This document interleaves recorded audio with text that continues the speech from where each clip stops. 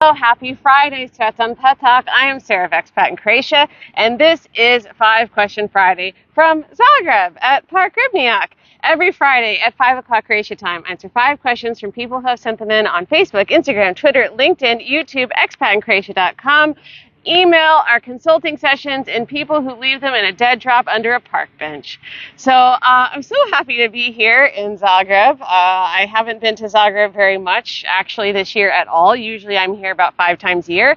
And somehow I'm now going to be in Zagreb for 3 trips in 3 weeks. So I'm currently on trip 2, and then next week I'm going to be here again for a few days. So I will again be doing 5 Question Friday from someplace in Zagreb. Hi, good morning. Hi, Catherine. Hi, Suzanne. Welcome. So I have so much to tell you today because I'm just on this kind of marathon whirlwind, and all these things are going on, and I don't even know where I am right now, barely. So let me catch you up since last Friday.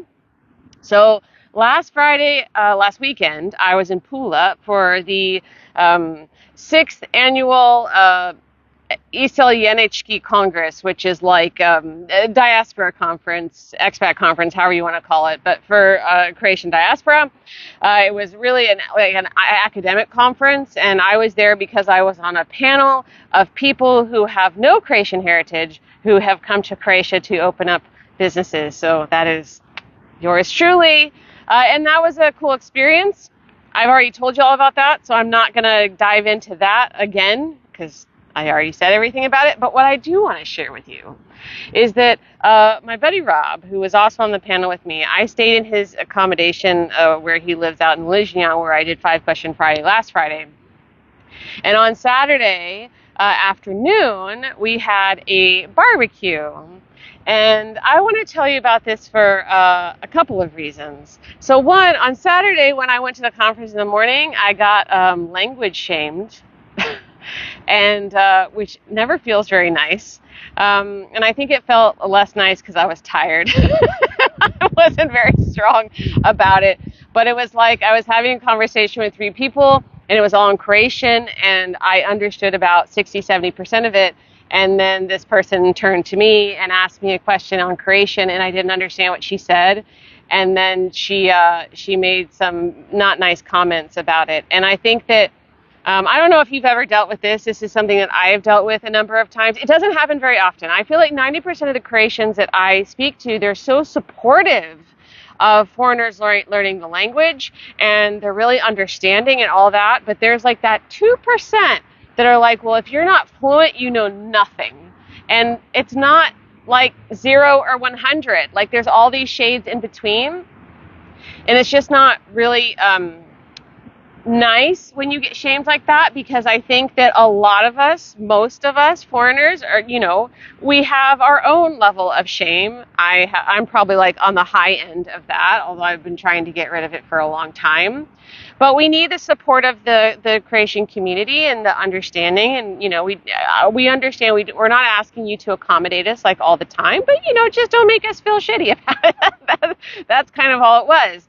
So I bring that up because I was coming off that conference kind of like feeling a little junky because of that. And then I went to this barbecue. And this barbecue with his neighbors, they're from Zagreb, but they have lived in Germany and Italy and kind of all over the world. And they haven't lived in Zagreb in decades. But they live there, and they were so sweet. They were so kind. And the husband was actually quizzing me on Padaji, which sounds like a horrible thing, but it was such a simple test. And I was actually having like a lot of fun with it. It was really enjoyable. And because they were so open and supportive of language and not at all trying to make me feel garbage, like I got so comfortable with them, even though I just met them, that the longer the evening went on, the more Croatian I spoke. And then their neighbors came over who didn't speak English. And that was okay because, again, the atmosphere was so supportive that I ended up just kind of very freely speaking Croatian. Because when I'm not comfortable, I'm not going to speak. Just period, the end. That's just how I am. I get frazzled and it all flies out of my head. But if I'm comfortable, then I really can. And we played pizza game, and I was even able to like shit talk them in Croatian, which was a first for me. And it was one of those experiences, you know, you have those experiences in Croatia that are like, this is why I live in Croatia. And that was one of those. I will always remember that.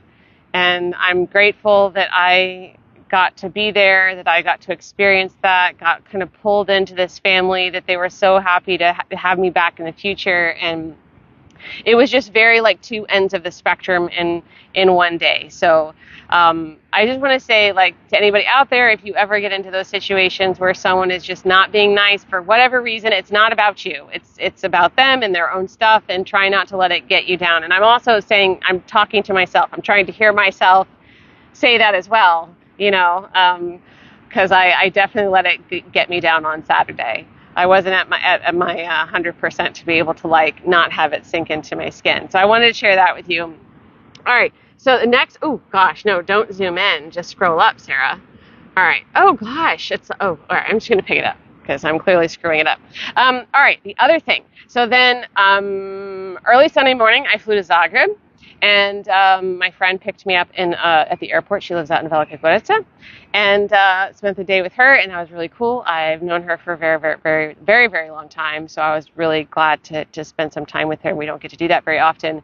But after that, our editor-in-chief, Maria, picked me up with a couple of her friends, and they took me to this restaurant called Cowboy. Do you know it? I've heard of it. You've heard of it? You haven't been? I want to go to it. Okay. It's worth a visit. It's worth a visit. I did not know that this place existed. She'd been wanting to take me for a very long time. It's south of Velika Gorica in a cello, like maybe like a 20-minute drive, I'd have to say. But it's not just a restaurant.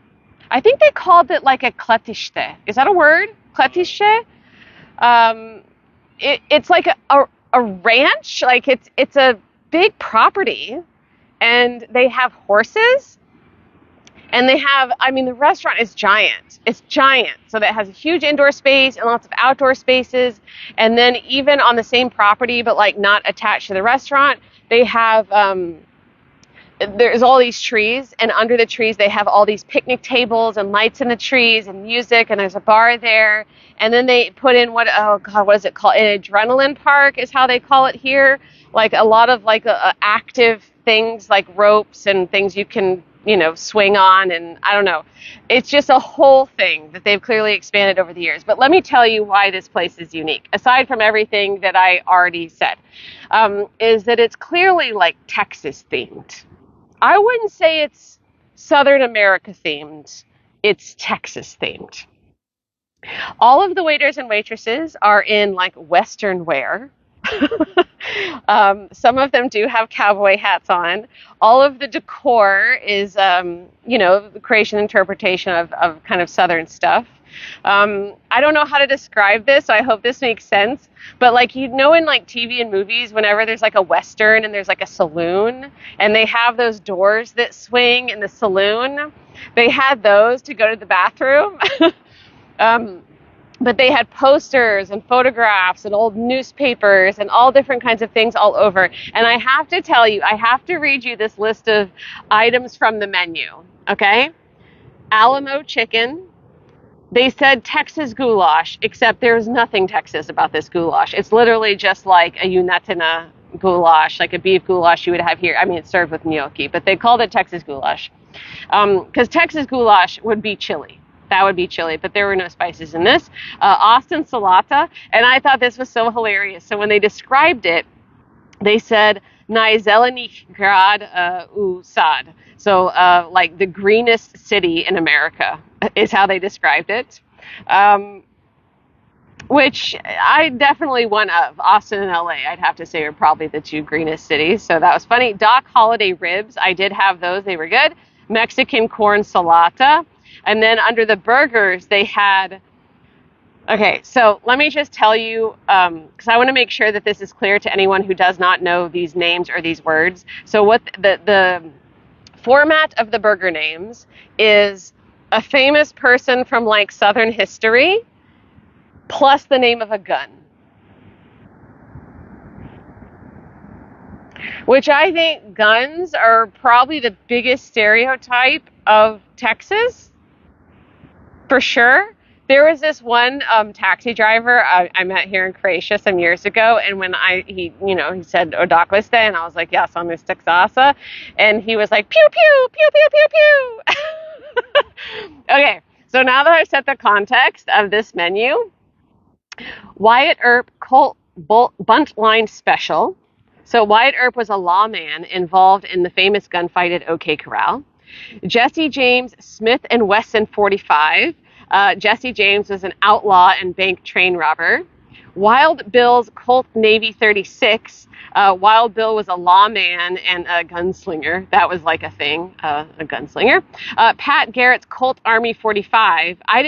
Pat Garrett is the only person I hadn't heard of. He was a sheriff, and he was killed by Billy the Kid. Fun facts, huh? So this was just, it was like an out-of-body experience.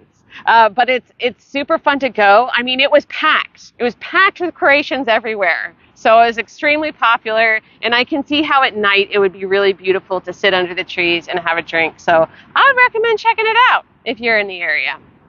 Okay, so what is the next thing? Oh, okay. So then that night I came to Zagreb, and on Monday, there's my buddy Logan. Hey, buddy. Okay. So on Monday, every day I had events this week. So Monday, I always forget the acronym, but one of the diaspora organizations in the United States, they held a Croatian course, a free English language Croatian course for a day at the Matica Hrvatska, which Matica Hrvatska is like an organization. It's the oldest Croatian heritage organization. No, oldest organization in Croatia, something like that. You know what? I should have done a better job of sharing that with you. But it's an institution. It's an important institution, and that's where we had it. And so they broke up the day by different sections of Croatian history, starting with prehistoric, all the way through the Homeland War. And there were different professors and academics who presented these different sections. Now, a couple things I want to say. One, all right, solemn face. The last three sections was like 20s through 60s, 60s through 80s, and then the Homeland War. And those are heavy periods. And they were all introduced as, this is going to be controversial. And they are controversial. Now, half the audience was expat and Croatia people, actually. But the other half of the audience, they were all, I'd have to say, people that were in their 60s, 70s, 80s. So people who have lived this history, okay? And after each of those sections, there were arguments. Now, as an observer, as a foreigner, as a person who, let me start over. Let me start over by saying that as a foreigner, it's really hard for us to learn about Croatian history, especially the Croatian history from the last 50 years, because we're told that we are not supposed to ask. We're not supposed to ask, and all the best books on Croatian history are in Croatian. There are some that are in English, but the best ones are in Croatian. So it makes it very hard for us to learn because we can't really read about it if we're not fluent in Croatian, and we can't. I feel like there's a bug in here somewhere. There is. It's driving me nuts. I'm sorry, guys, but okay, it's a very serious topic, and this bug is like not making it happen. Okay, so it makes it very hard. All right. So when I saw that this English language course was there, I jumped at the opportunity. So after these last three sections, 20s to 60s, 60s to 80s, Homeland War, there was an argument amongst the older generations that were in the room, which is not an unusual thing to happen. And I've been at a lot of Croatian conferences, and there's usually some kind of political argument always. But here's the thing. Those political arguments always happen in Croatian. And this one happened in English because this was an English presentation.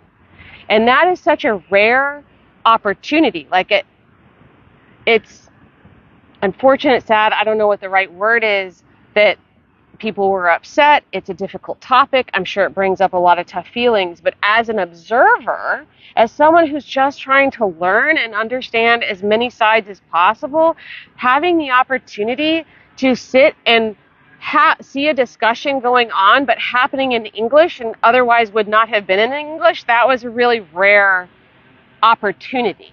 So I'm glad that that happened. I'm not glad people were arguing, but I'm glad that I was able to we were all able to kind of witness that, because that was rare.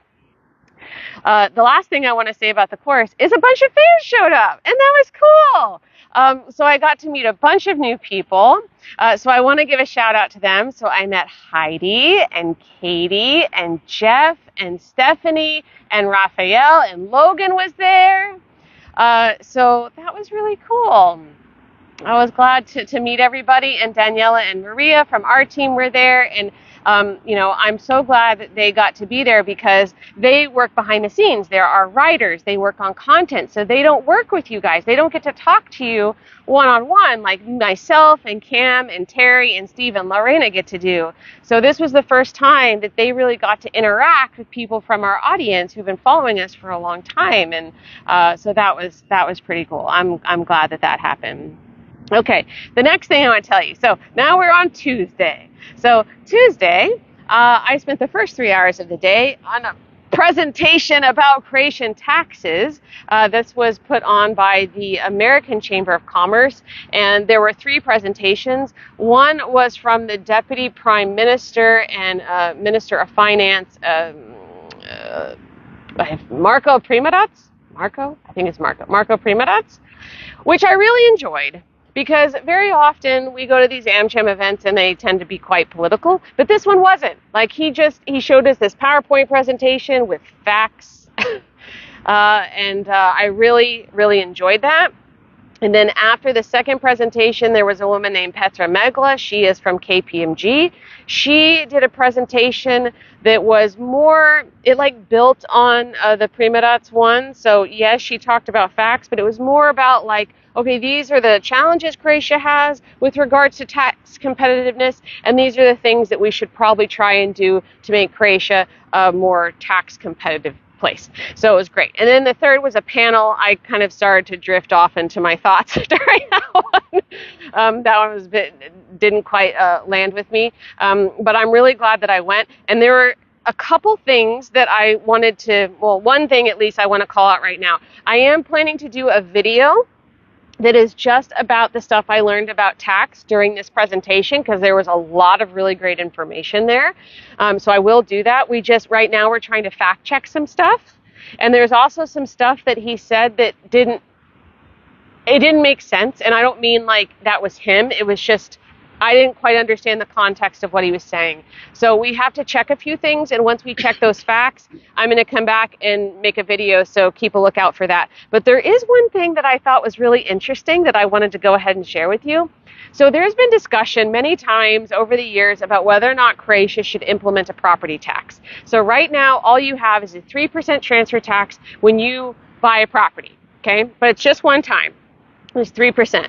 But there's no annual property tax, which is amazing. And I hope it stays that way forever. Because who wants to pay a tax on their own property every year? Nobody. But what he said was that in lieu of a property tax, what they did instead is they increased the highest threshold for taxes on second homes.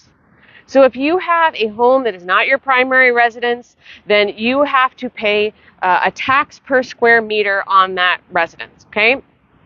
And that amount, there's a range. It ranges from 50 cents to now it's €5. That's the upper threshold, which they just increased it to 5. It was 3. And then each municipality can decide what rate they're going to apply. And very naturally, the most tourist-heavy places have the highest rate because you have a lot of Croatians as well as people, Europeans who own second homes here. They're using them for accommodations. They're not actually living in them. So that impacts them. So I thought it was interesting that they wanted to prevent the charging everybody, just regular people who own their homes, stay in them full time, and the people who have second, third, fourth, fifth properties. So I thought that was really interesting. Okay, the next thing I want to tell you. So Wednesday, I went to the Brotherhood of Croatian Dragons, which on Croatian is called Braća Hrvatskog Zmaja. So this is a organization that protects the heritage and what is the word I'm looking for? Culture of Croatia. Yeah. So they have been around since 1905, except they took a break between 1946 and 1990. And then they refounded themselves in 1990. And they have their office. Actually, it's called the Dragon's Lair. It's actually called the Dragon's Lair. I thought I was just making a joke on stories earlier this week when I called it a lair, but it is actually called the Dragon's Lair. In Kamenita Vrata, which is a historic spot here in Zagreb in the upper town. It's like a gate that you can walk through. So they are in there. And I was invited by the Grand Meister, who I met at ACAP last year, and he said, next time you're in Zagreb, come see me. And yes, that is what he's called, the Grand Meister Dragon. And then he's the head of it, and then there are 10 Meister Dragons that are kind of like the board, I guess, or the council. And then you have the dragons, like the membership. And every member has their own dragon name and their own coat of arms. So on the coat of arms, you have, there's like a shell that has to stay the same, and then there's a shield, and you can pick whatever you want to be on the shield, which is pretty neat. So he showed me everything. He took me into the lair. He showed me every single historical artifact in the room, and all the coat of arms were up around this room, which is like 2 floors.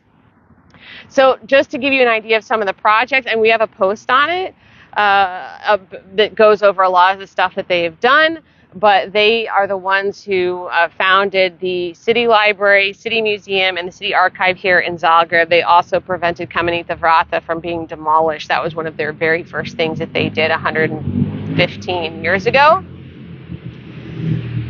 So I'm going to tell you something, because I wasn't expecting this, and I still can't quite believe it.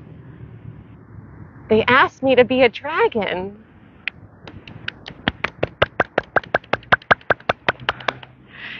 And my eyes welled up with tears, and I made him uncomfortable. He couldn't look at me anymore. He was just like, so I tried to cut it out, but it was a huge honor. It was a huge honor to be invited to do that. I'm not a Croatian, and, they're trying to preserve Croatian culture and heritage, and I just... But you are now. Yeah, well, I can't say that. You can say that. I can't say that. But I'm really honored. So I will tell you more about that another time. He gave me an application in a very fancy folder, and I have to pick a dragon name, and I have to pick what the coat of arms is. But the coat of arms I wouldn't be able to pick until they actually let me in. It's like a 1.5-year process to actually be confirmed. You can't just it's not like ACAP or AmCham or whatever where you just pay a fee and you get in. There's a whole thing you have to do. So I will tell you more about that another time, but I wanted to share that with you because you guys are my favorite people, and that was a really cool big thing that happened this week that I really can't still believe that even happened. But I'm really proud and honored that it did. So 4th of July, I hung out with my buddy Logan. And we went for a bike ride around Yarun, and I've never been to Yarun before. And so he took me all around there, and that was really beautiful. I'm glad I got to see that. And then last but not least, today, what happened today? Oh, today I went to another American Chamber of Commerce event this morning at GM Breakfast, which was me and 10 CEOs from Zagreb. So that was very interesting. I was the only foreigner in the room, as I very often am the only foreigner in the room. But everyone was so nice, and it was a very different kind of experience. And more I'm in these rooms with a bunch of like very powerful people. Oh, I met the former Minister of Defense today, by the way. But then when the elections just happened, he got pushed down to being a minister. But that was cool. Yeah, he just walked by and having lunch and got to meet him. So, thank you for the congratulations. And hey, Katie, welcome. Okay, what's going on next week? So tonight at 10 p.m., I fly back to Split. I'm so super excited about it because I've been traveling for so long and I miss my bed. And this last trip, I've been gone for 2 weeks. And so I'm going to probably be at home in my own bed by midnight tonight. And then tomorrow, I'm going to Omish, to my favorite beach. And I cannot wait. I'm going to just lay like a manatee in the water and then bake in the sun and be as lazy as humanly possible. So last thing, next week, I'm back in Zagreb on Thursday. Cam and I are continuing our work on our super top secret project. And then we'll be doing 5-Question Friday again from Zagreb. So we'll pick a new spot, and you're welcome to join, of course. So that's it. I know I've had a lot to tell you this week. It's been a very, very busy week. I will now dig into the questions. Sound good? All right. If you're just joining us, welcome. Thank you so much for being here, everybody. This is 5-Question Friday, and I'm going to answer 5 questions about Croatia. Okay. So this first one comes in from Michael on the 5-Question Friday forum. I'm a U.S. and Croatian citizen, and I have an antique custom motorcycle that I would like to bring from Texas to Zadar so that I can enter it into a custom build show across Europe. Texas! Texas. It is mainly for shows, and it is an off-road model. It does, however, have current Texas antique motorcycle tags, but I don't plan to drive it or license it here, but rather just enter it in motorcycle shows. Can I just ship it as a personal item, or would it have to be homologated, licensed, etc.? So, every vehicle that is imported to Croatia, there are taxes associated with it. It is probably not going to be considered a personal item because it can be driven or registered later. Customs does not have a guarantee that the vehicle would not be driven. Your word is not a guarantee. If you try to import it as goods for personal use, there's a document you can provide called the signed declaration stating the goods are for personal use and used for at least 6 months before the move. Yes, that is the name of the document. However, since it is a vehicle, it is unlikely that they will accept this. So, probably not. It probably will have to be formally imported and homologated and registered.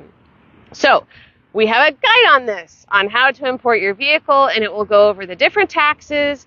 And there's also like a link to calculate the taxes or estimate the taxes on that. So if you are here with me on Instagram, then you can DM us and we'll send you a link. If you are watching on YouTube or Facebook, then it will be in the caption of the YouTube video. So you can just find it down there. All right. So the next question, this is anonymous. It came in on email. We are finally getting closer, but seem to be struggling to get insurance for our glamping site. Do you know of any company that could help us or put us on the right path? The last company we tried said they weren't insuring any camping or glamping sites anymore due to fires. Okay, so we have a colleague on our team, Tamara, who has a glamping site on Shulta. And I was like, she's the perfect person to answer this question. So this is what she shared with me to share with you. Insurance companies do not offer insurance for glamping as a property. In their policies, glamping is not considered real estate. They can offer agricultural policies, for example, which cover the plants or against fire, which is very expensive when agricultural land is in question. The company she would suggest is Uniqua. I assume I'm pronouncing that right. They have competitive rates and their employees are reasonable and well-informed.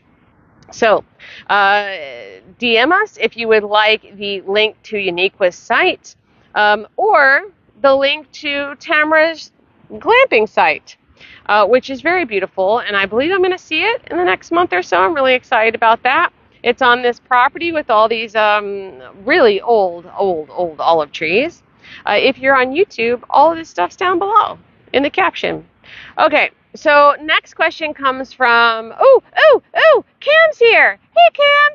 Okay, the next question comes from Elsie here on Instagram. Have you discussed event dress codes on the platform? My struggle, wedding invitations. I'm going to my third wedding here in Croatia, and none of the invites have dress codes formally listed. Everyone tells me to Google the venue and see what it's like. Is that really the only close guess to what is expected for guest dress code? No. So I have been to 2 weddings. One of them I was not invited to the ceremony. I was only invited to the reception. And then one I was invited to the whole shebang. And, I just dressed nice. But I don't know if I offended anybody. I don't think I did. Ooh, come to think of it, I think I broke one of the rules at the first one. Oh, all right. Anyways, point is, I was not the right person to answer this question. So I put it to our team, because most of our team is Croatian, and I asked them for what they said. So I'm going to share with you what our Croatian team member said. So Tamara said, it's very relaxed compared to U.S. weddings. Sometimes it looks mismatched because people wear things to express themselves, and you end up with a formal cocktail mix. You are fine as long as you are put together and no white for women. Michael says better to overdress than underdress. Oh, totally. I absolutely agree with that. But I find that that's usually the rule of thumb, generally speaking. Cam says, which Cam's here is here now, everyone is about their own style. Some people are more dressy, some are not. I often see women in dress pants here at a wedding, and I don't think I've ever seen that in Canada. Lorena says, the only rule is no white for women. It's always women who have the rules. I think most Croatians try to look a bit more elegant at the beginning of the wedding. After, a lot of people change, more comfortable dresses, runners, barefoot, flip-flops. She's from Šibenik. I don't know that you would get away with flip-flops up here in Zagreb, but maybe down on the coast that would... I shouldn't show up in my Adidas gear. Split, maybe. It was a nice... Yeah, if it was a nice tracksuit, yeah, I'd say so. Okay, Steve says, it's quite relaxed, but usually dress and high heels for women and shirt and suit pants for men. I've been to at least 15 Croatian weddings, and nobody ever asked for a dress code here. So, dress to your comfortability. Don't wear white if you're a woman. And that's it. All right? We have 2 relevant posts for this, how to attend a Croatian wedding and how to plan a wedding in Croatia. So if you'd like either of those, you're here on Instagram, send us a DM. If you're on YouTube, it's down below in the caption. All right, we have now arrived to our lawyer tip of the week. Dun, da, da, da. Okay, all right. As we discussed last week, you should not expect specific timelines for procedures in Croatia, and there are often delays. Yeah, Logan knows what I'm talking about.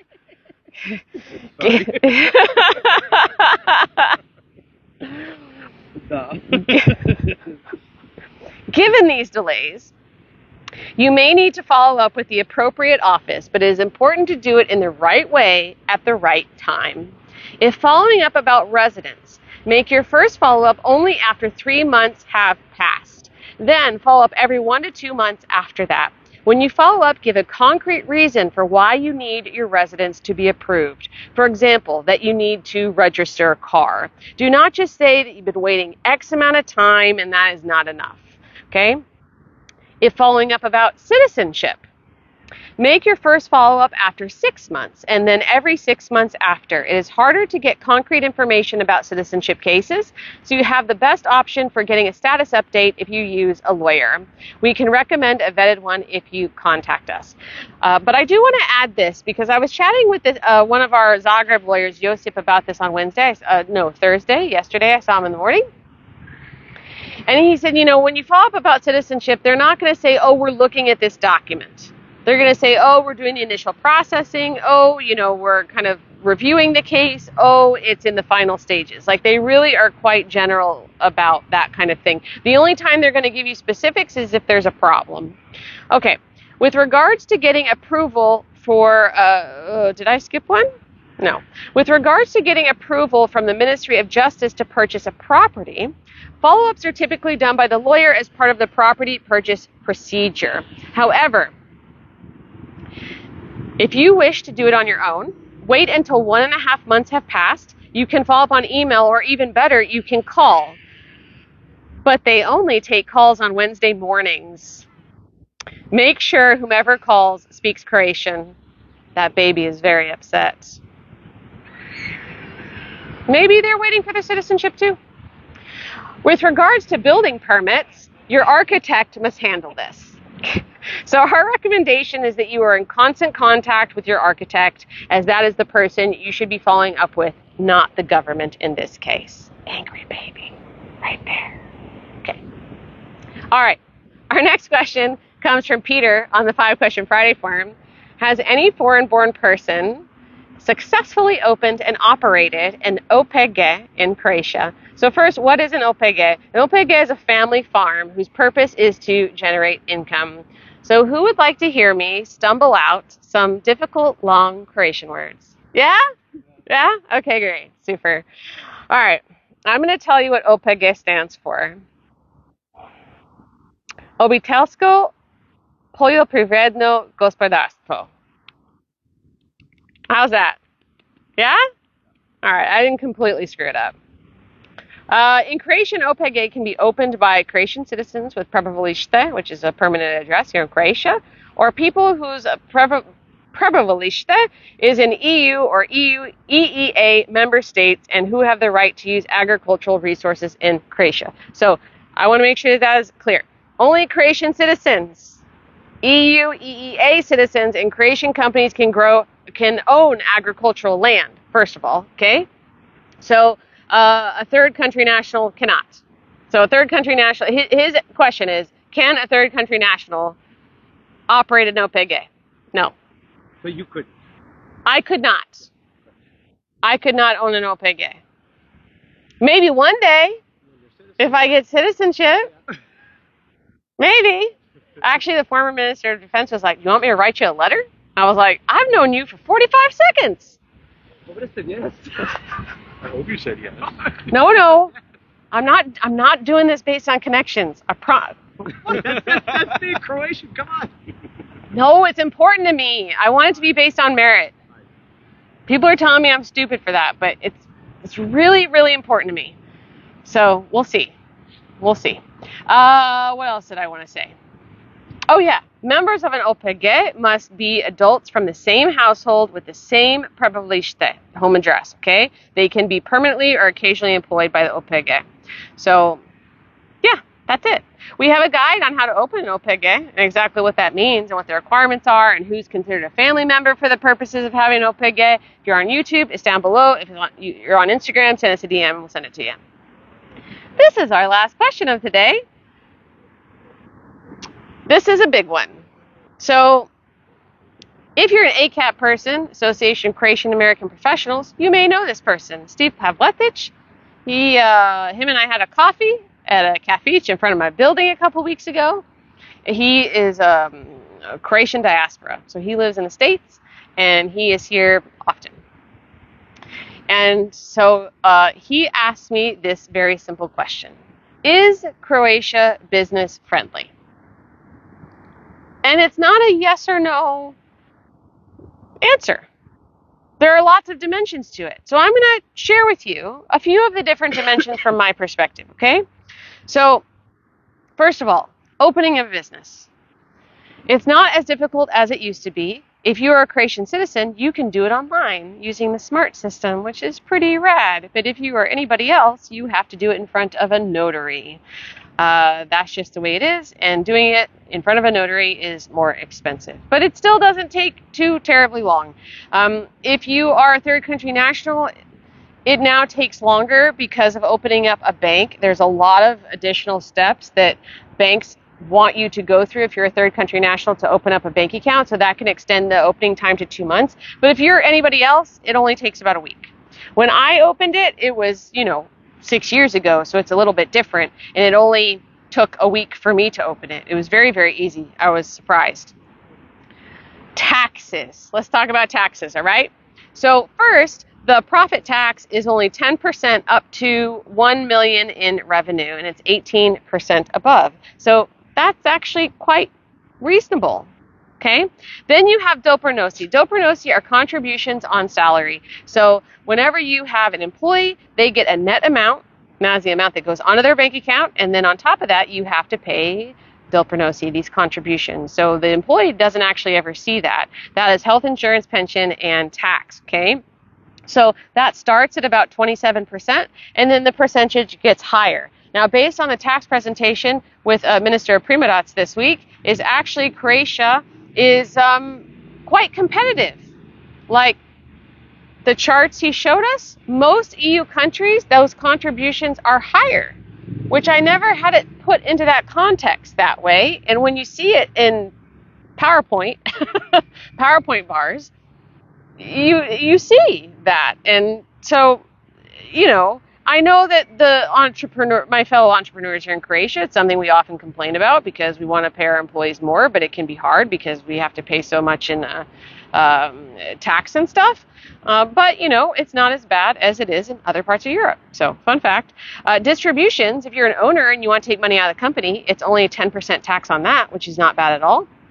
The painful one is VAT. That's 25%, as we all know. And that, comes with its own host of issues, which is a rabbit hole we will not go down today. Okay. All right. So next is bureaucracy. All right. So it depends on the type of business in terms of how much bureaucracy you're going to have to go through. Like if you have an Ulbert, it's going to be at the low end.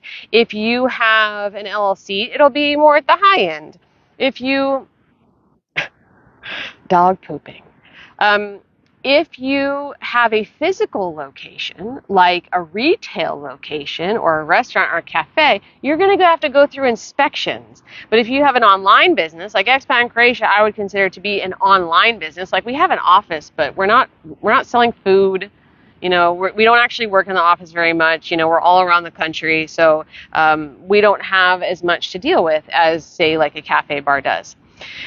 In terms of paper, there's a lot of streamlining that has gone on over the years, especially in the last couple of years. They're really pushing this effort of digitalization. E-građani really helps a lot. Is there a dog pooping behind me? Hanging out? I was waiting for him to come say hi. Yeah. All right, cool. All right. Hey, as long as you don't poop on me, I'm cool. Anything can happen in Zagreb. Right. In fact, Minister Primorac was telling us how they are about to eliminate 7 different forms. And I was like, well, awesome. I mean, I don't fill those out. My accountant does, but still, that's great. Like they're making an effort is the point I'm trying to make. All right. If we're talking about opportunities, Croatia has endless opportunities. Seriously. And there are a lot of people who disagree with me on this. And I think that's just like jadedness, cynicism that's just kind of baked in here that, nothing's going to work. The government's always going to be on your back. The taxes are too high, like all that kind of stuff. But as a foreigner who's coming in, who's just seeing the landscape, who's familiar with businesses that exist abroad, but they don't exist in Croatia, to me, it's just, I want 40 lifetimes to be able to do all the businesses that I would like to open here in Croatia. Like it makes me sad and depressed knowing that I won't be able to do all those things. I can just write them down in my journal and I'll never actually get to them, but I will try. I will certainly try. Look, I have been waiting for my citizenship for 2 years. I desperately want to be a Croatian citizen. I love Croatia so much. This is my place. I identify with this place. And it is my home. It is absolutely my home. And I have had a hard time. Recently, I was like, what is the benefit of being a foreigner in Croatia? Because there's a lot of downsides. And then I realized what the benefit is. is I don't have the history of bureaucratic horrors, also war horrors, but we're not talking about that right now. But just the history with the government, And if I did have that history with the government, I can understand why you would have, cynicism about the system. But because I don't have that, I'm able to see the good parts, and that they exist. And also because I have knowledge of other systems, I can compare and contrast. So one of my go-to anecdotes is that I was trying to renew my Texas driver's license once, and it took 9 months because they asked for the same eye test 5 times. 5 times! They didn't say Yoshia dan papir, but that's what they meant. So, not everything is doomed. Hello, China! So glad you're here! Okay, so, on that note, I would like to share with you something that a couple of buddies of mine down in Split who have restaurants have said to me. Because both of them I've had lengthy, repeated conversations about the struggles they've had with the bureaucracy and everything. And you off? Yeah. All right, bye, sugar. And they have said, I said, okay, with all the struggles you have shared with me, all the things that you've gone through, all the headaches, all the chaos, all the money you've spent, will you ever leave Croatia? No, never. Why? Because I can walk to work, the air and water is clean, it's safe. There are so many business opportunities, and they just keep going down the list. So even with all the struggles that they've gone through as being an entrepreneur, it doesn't deter them in the slightest. And I think that really says something there. Also, there's tons of organizations you can join for entrepreneurs. Just to name some off the top of my head, there's the American Chamber of Commerce, which you do not have to be American to be in. And quite frankly, most people in that organization are not American. Okay. Then there's Association of Croatian American Professionals. I'm a member of both of those organizations, and you also do not have to be American to be in it. My buddy Don, who's the president of ACAP Zagreb and used to be the president of all of ACAP, he's Australian diaspora. Croatian, Australian. So there's no check on your nationality. That doesn't matter, but you will be around professionals. And then down in Split, we have the Foreign Business Owners Association, which I'm the VP of, which is, some really great professionals. But those are just some. There are many, many, many, many of them. And we have posts on lists of entrepreneur groups. Okay. So that's the end of our questions. It looks like we have a question from the audience. How to visit Croatia? What's the procedure? Is it possible to get a job easily there in Croatia? Well, in terms of the procedure, we're talking about different procedures. One, can you travel visa-free to Croatia? If you can, you don't need a procedure to enter Croatia. You can be here for 90 days on a tourist stay. If you need a visa, then you need to obtain that before you arrive in Croatia, and you get that through your local Croatian consulate. We do have a guide on entry visas, so if you'd like that, send us a DM. And then as far as residence, there's always a procedure, and in terms of the requirements, it's going to depend on your basis for stay. The sun is starting to shine a little bit and making me glow like an angel. So you need to figure out your basis for stay. We do have a post that has every single basis for residence outlined. So if you'd like that, send us a DM. And then in terms of getting a job, I wouldn't say it's easy to get a job. It also depends on the type of job. Tourism is going to be the easiest. Seasonal jobs are the easiest to get. We do have a guide on how to find a job in Croatia. So if you'd like that, you know where to find us. I've already said it. So that's it, guys. Thank you so much for being here today. And to all of you for being here today. It's a full house over here. Yeah.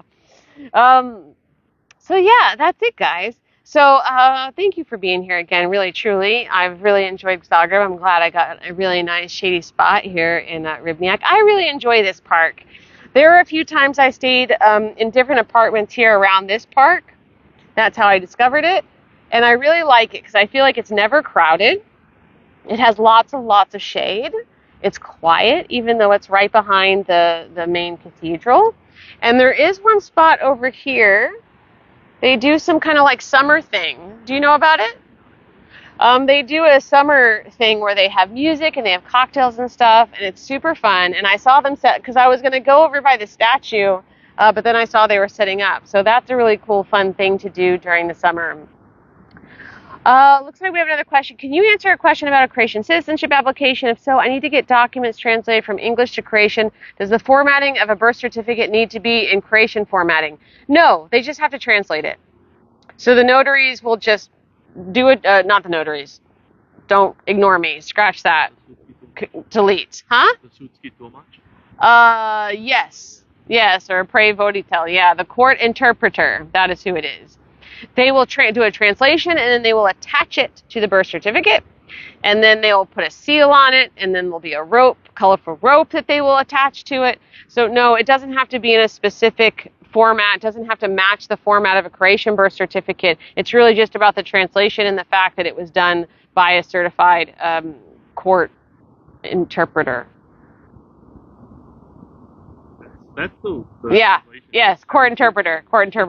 Sorry, it's always on Friday. My brain starts to spark, and I'm already running on half empty these days. Okay, so my brain was like, is that right? I don't know. The longer I'm here, the more English words that don't sound right to me. Yeah. Do you have that trouble? I've noticed I say things weirdly now. Yeah. I noticed you were saying it too. Yeah? You're saying on Croatian or on English. Oh, yeah, always do that, yeah. Yeah, and now if I accidentally say in English or in Croatian, it sounds weird. I'm like, that's not right. And I'll yesterday, someone asked, like, oh, can you meet earlier? And I'm like, I'm with Dawn on lunch.